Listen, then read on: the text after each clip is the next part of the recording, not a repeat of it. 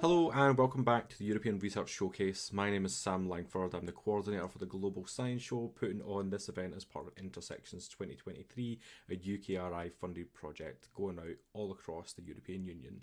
You might have seen videos like this, you might have seen profiles being shared, other threads of information being shared across Twitter, Instagram, TikTok, Facebook, YouTube, all over the place it is going out. And I'm so delighted to be back with another discussion with another fantastic individual to find out who they are and what they do. So, Simon Clark, who are you and what do you do? Yeah, so so for my job, I am a projects coordination officer at the European Geosciences Union. That's a non-profit international union of scientists in the planetary and earth sciences. Um, EGU is most famous for its General Assembly, which is Europe's largest geosciences conference, which happens every year in Vienna. But we also do other things such as provide funding and workshops and work in community building. In my work for myself, I develop and manage various science-related projects. So that's everything from science communication projects, getting science into schools and to policymakers, and supporting our early career scientist community. And outside of work, I also engage in science communication. And recently, I've been working more with artists to try and um, use science and art together to deliver science to the public. Okay, could you tell us a little bit about your background and like the route and journey to get into where you are today? Yeah, sure. So my scientific background is actually in floods and disasters. My PhD involved building a simulation to predict how future river flooding would respond to ecological and hydrological changes as a result of climate change. Um, but beyond academia, I also have worked as an environmental steward and also in environmental policy analysis, which I think overall is directed by my interests at the, I suppose, human and environmental interactions and the impact that has. In terms of getting into this line of work, it wasn't a straight path. Even in my research career, I started more on the social side of things. I was more interested in, for example, how does human society and environment shape each other? But following my interests, that got me more into disasters and then into risk and statistical modeling until I ended up doing an environmental engineering PhD. So kind of a bit of a non-traditional pathway into the engineering side of things. But the key thread again was interest in human and environmental interaction. And that particularly that interest in impact led to me kind of think about what my own impact was. And that really kind of pushed me into trying to get science out there. So that led to my interest in policy and scientific outreach. So alongside uh, my actual research, I've been doing science communication, had jobs organizing conferences. Um, but I see also a lot of emphasis that came around like community building as well. And I talk about a lot of my scientific work here or academic work, but I think there's also a lot that came from like non-academic work as well. For example, I co-founded and managed an LGBT sports charity that taught me a lot on how to work for the public and manage an organization, which also helped me to get to my position now as a working with experts and non-experts as part of a non-governmental organization. Oh, how important do you see that involvement with the non-expert audience in terms of things like policy making? Is that been instrumental and key? Yeah, I suppose my perspective is to try and get science out there. Like I do love the research side of things, but what's the point of doing research if it doesn't really get out there? And public fund our research. I think it's good to give back as well. And especially in terms of policy, I don't think it's too much a surprise that evidence-based policymaking is a bit challenged in the last decade, especially in terms of science as well in the political sphere. So trying to make sure that it's advocated for, as I think is important. It's not enough for data to speak for itself. We need people to kind of like deliver it if science is like writing a letter or doing research is writing a letter, I think it's important to make sure that letter is delivered to the right people, if you understand. So yeah, I think it's important work, and it's really good to once you start engaging that interface, see how many people are passionate on the science side, on the policy side, on the public side. Like there's a lot of people who are really open about it, so it's a nice um, intersection to work at. Yeah. Okay. Oh, My phone is rubbled. Then, do you need me to say that again? no, it's all good. It's fine. If that comes Okay, through, I'll that's put not that massive. away somewhere. So one thing that I ask anyone who we're talking about the work that they do is what an average day looks like. And generally there's the same answer, but I'm interested in what does the average day look like for you? Is there an average day?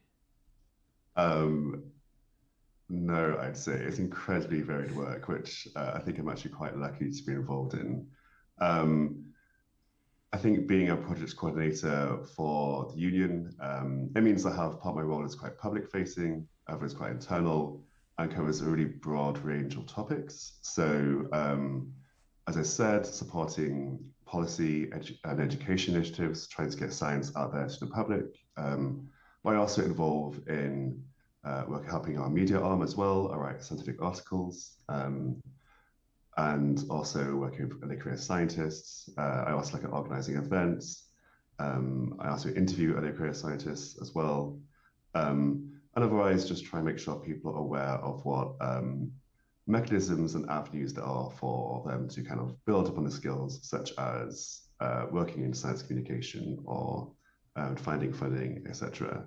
Um, on the internal side, I also try and reduce organizational risk, make sure the organization functions properly.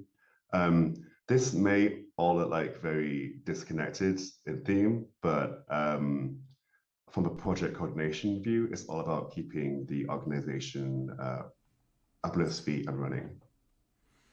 Something that I think about a lot when it comes to like, as a freelancer doing lots of different things all the time and being very varied, and especially who you speak to, in terms of that tone switching that you have to go through depending on who it is that you're engaging with. Is that something you have to manage quite closely in the work that you do? So tone switching and how I come across, I guess. Just in terms of like the different audiences you're working with and the messages you're putting across or who you're speaking to and what language that you use or even just moving between projects all the time and having to manage that. Yeah, for sure. In terms of communicating with different people, on like only fundamental characteristic side, you kind of it's like when I do my PhD, for example, I'm very much in that moment. I'm seeing that perspective from a very, um, I suppose, very detailed and almost kind of exclusive perspective of I'm researching this one topic. So when I communicate that, it's really about like, okay, be self-aware of my own perspective on it and realize people don't share that. And so then break it down into ways that people will find it understandable. And I feel that carries over to pretty much every aspect I do. I think um, part of the challenge or necessary challenge of communicating with these different groups, whether it's working with non-experts, with education and policy making, or really it's just inter-group work, is um, I suppose making sure you're aware of the other people's perspectives. So it really comes down to more of an exercise in empathy, I think, of trying to see, okay, what is their perspective, what angle they're coming at from. Policymakers, for example, when you bring a science term, might see you as just another lobbyist. Whilst if I'm working with a colleague, it's like, sure, they'll be understand the structures I'm working with, but not necessarily my view on those particular structures, to Mm. which theirs might be different. So I think it's sure it's great to have that data. It's great to try and make sure that data is consumable, whatever format that takes. But you also need to kind of appreciate that more social side of things as well, I think.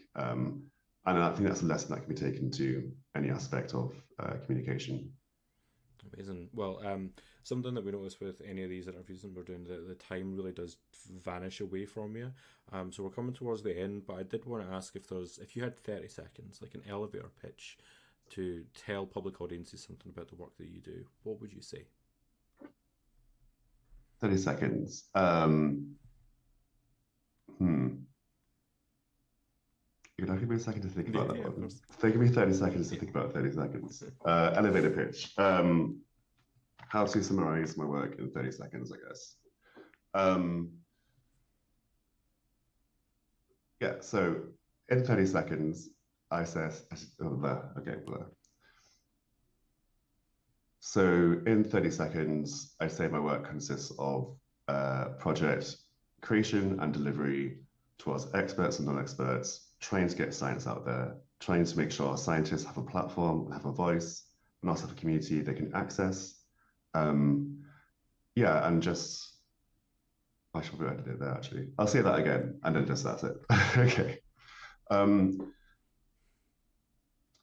So in 30 seconds, I'd say my work was project creation, management, and delivery for helping to get scientists and non-experts, helping scientists get their work out there, make sure they means to do so, and also make sure they have a platform and a community to engage with. Fabulous. Thank you so much for coming to share your work with us. Where can people find out more about you if they wanted to? Is there places we could send them? Yeah, sure. So for my work capacity at EGU, you can just visit our website at egu.eu, or I have an email, which is projects@egu.eu. For more informal side of things, I'm on Twitter/X at KelPC, so that's KelPisi. I'll